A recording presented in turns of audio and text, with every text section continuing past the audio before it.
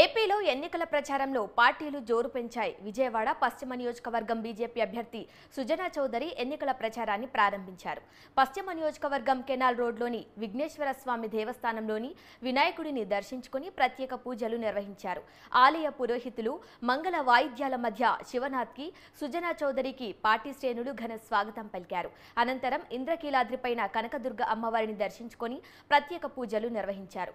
తరువాత భవానీపురంలోని శివాలయం సెంటర్లో బీజేపీ పశ్చిమ నియోజకవర్గ పార్టీ కార్యాలయాన్ని ప్రారంభించారు.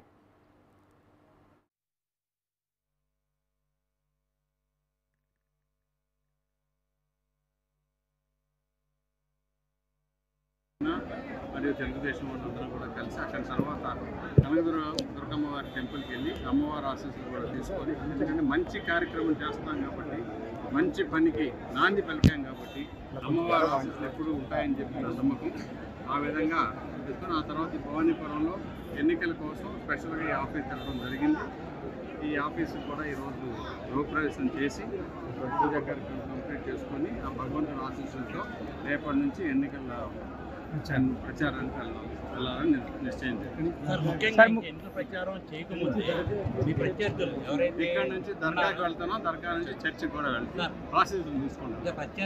ఇంకా ప్రచారం ప్రారంభం ఉంది. మీ ప్రత్యర్థులు కొండ లెక్కలేరు, బొట్టు లెక్కలేరు అని